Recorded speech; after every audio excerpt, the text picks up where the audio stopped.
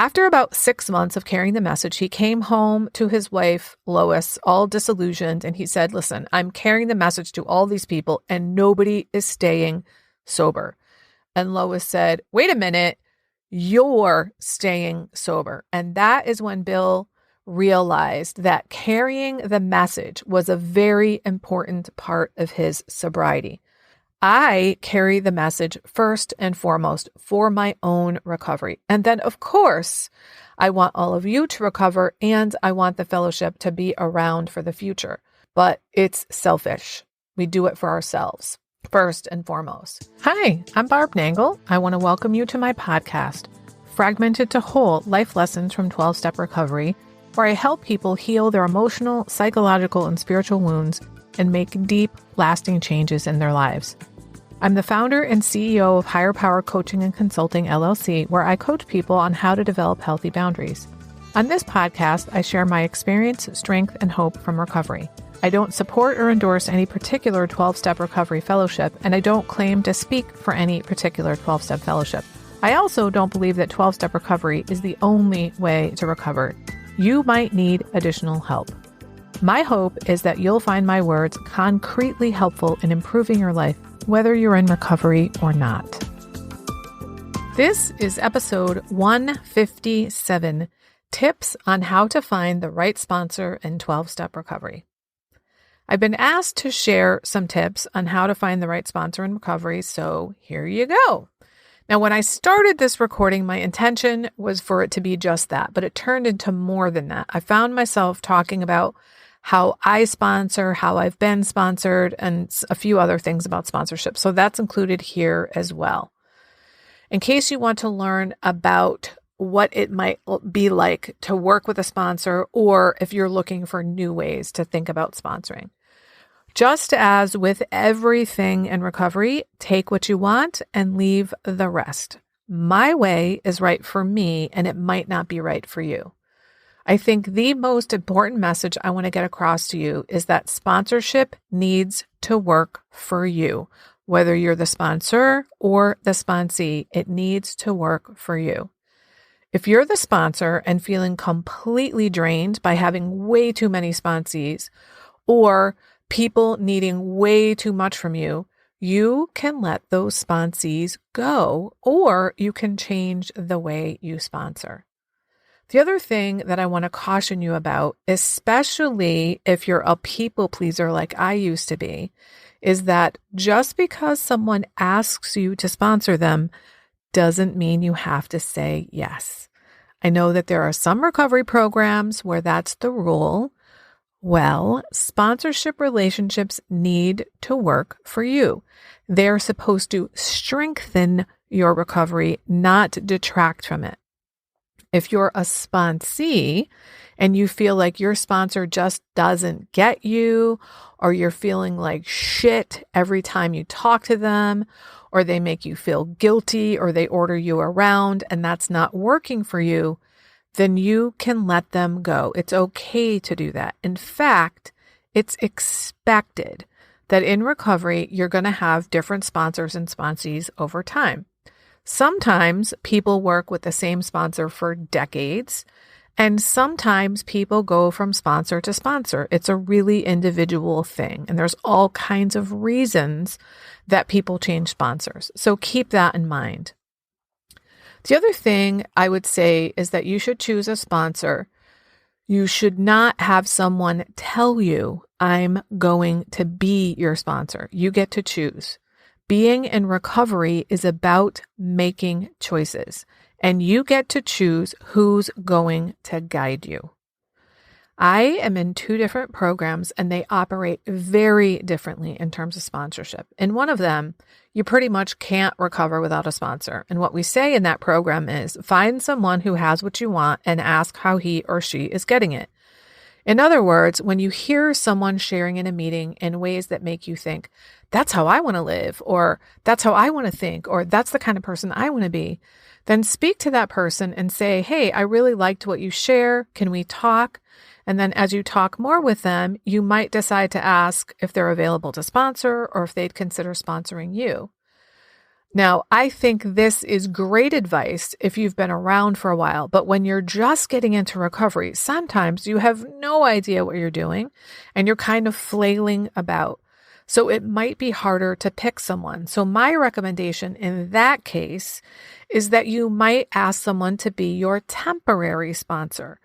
That will make it easier to let them go if they're not a good match for you. If they are a good match, then go ahead and make it a more permanent thing. But if it's not working out, you should be free to let them go. Personally, I think it's okay to wait to get a sponsor until you find one you really like.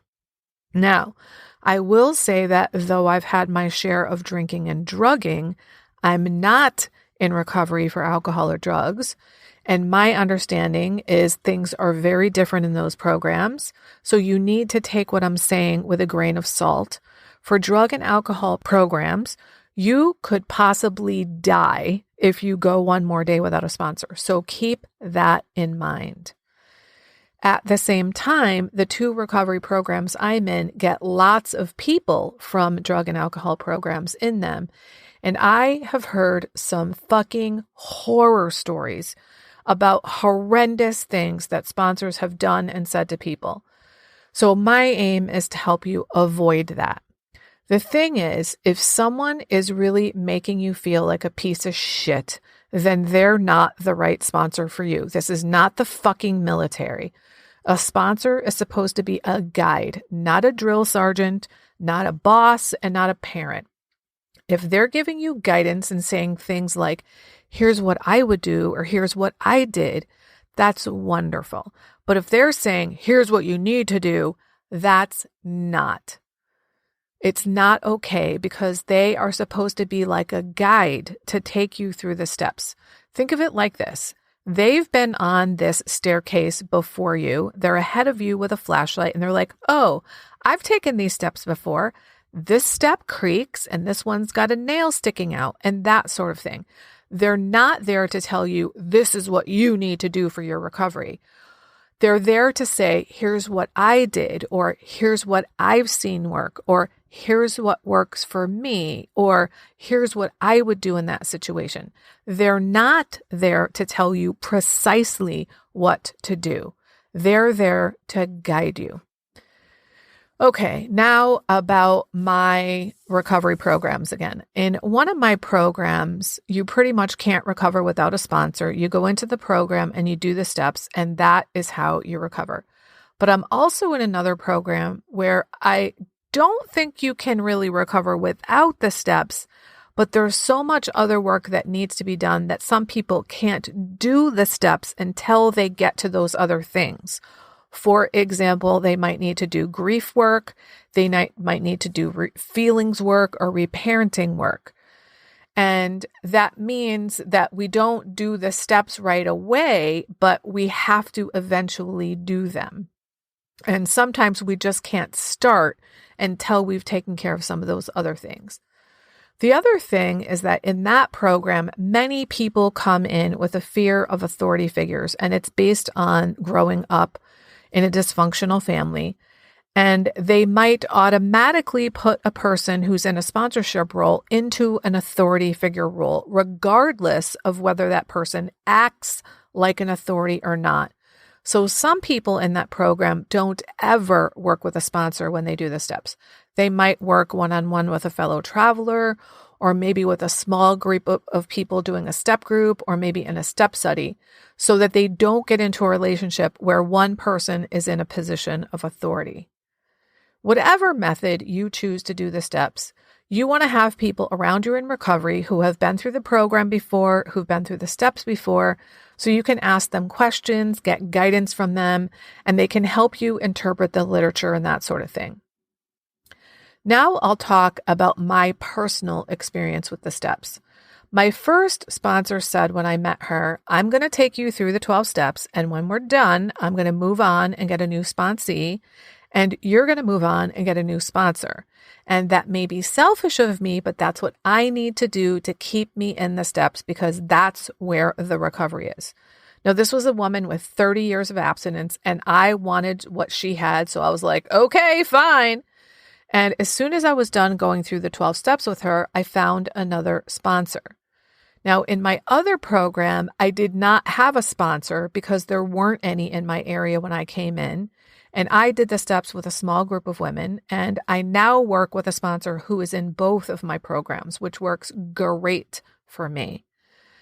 In terms of being a sponsor, I have one sponsee in one program and 4 sponsees in my other program. And every one of my current sponsees has been with me for years. I've had one for 4 years, one for just under 4 years, one for 3.5, one for 3, and one for 2.5 years. When I started sponsoring, my sponsor at the time said to me, you're probably going to sponsor 10 to 12 people before you finally get a sponsee all the way through the 12 steps, which was really helpful to me because I'd work with people and they'd fall off or it wasn't working for them or they weren't willing or whatever. And finally, my 9th sponsee is the one that I carried all the way through the 12 steps. Now, I had the intention of working with her after we finished the steps, but she moved on, and then I got another sponsee in that program, and I'm still working with that person 3 years later. In my other program, where I didn't have a sponsor in the beginning, I had 2 sponsees early on for a very brief time, one for a month and one for about 6 weeks, and then every sponsee after that has stuck around. I have no intention of letting these people go anytime soon, and I don't believe any of them have any intention of letting me go anytime soon. In fact, I've checked in with all of them recently, and I know they don't. What I've done with each of them is, when I've completed the steps, we've moved on to another piece of literature to work together. The other thing that I do in terms of how I work with my sponsees is that when I work with someone, in the beginning, I tell them, I'm going to check in with you in 30 days and again in 90 days. And I'm going to do it by email so that if you decide you don't want to continue working with me or you need to change something, it will be as easy as possible for you to let me go via email. But I also want you to know that this needs to work for me as well. So I'll be checking in with you too. So keep in mind, the main reason we sponsor is to strengthen our own recovery. Of course, we want other people to recover, but the reason we sponsor is for ourselves. In case you haven't heard the story about Bill W. and carrying the message, I'm going to tell you now. After about 6 months of carrying the message, he came home to his wife, Lois, all disillusioned, and he said, listen, I'm carrying the message to all these people and nobody is staying sober.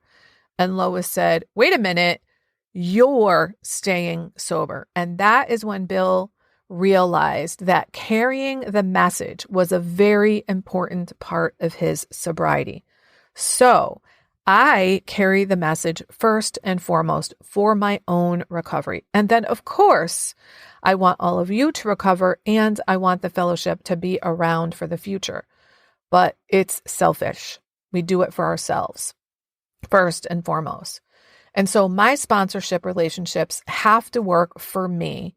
And because I am a very structured person, I structure my sponsorship relationships. Here's how I do it.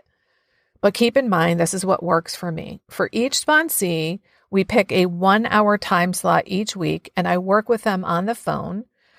When I start working with them, I tell them that for the first 15 minutes of the hour, you can talk about anything you want. And then after that, we're going to get into the steps. And that way, they get to get out all the stories they want to share with me and all the things they want to tell me about what happened during the week. But what they don't know is that I'm actually doing step work with them during those first 15 minutes. Because my job as a sponsor is to constantly remind them how to use the steps and the tools of recovery to deal with the issues they're working on. As time goes on and I get to know them better and know their stories and their issues, I'm not so rigid about that first 15 minutes. Because what's important is applying what they're learning in recovery to their everyday lives. That is what recovery is all about. I'm also not as rigid as time goes on about the 1 hour. I had one sponsee who very soon said to me, can I have a 15-minute check-in during the week?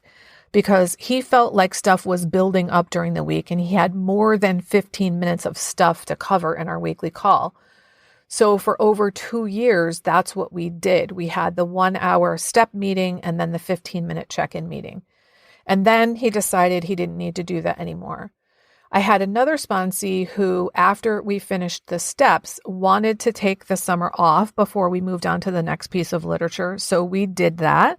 And during that summer, I took on a temporary sponsee. And then when he came back, we went on to our next piece of literature and we got about halfway through it and it just really wasn't working for him. So we took a break and ended up just meeting quarterly to check in. And now he's back to meeting with me regularly on a different piece of literature.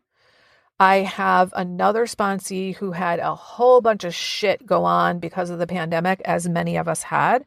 So we ended up meeting bi-weekly instead of weekly. And I have another sponsee that I meet with for 45 minutes. Actually, I have 2 sponsees that I meet for 45 minutes rather than an hour. So I do have structure, but of course I allow some flexibility.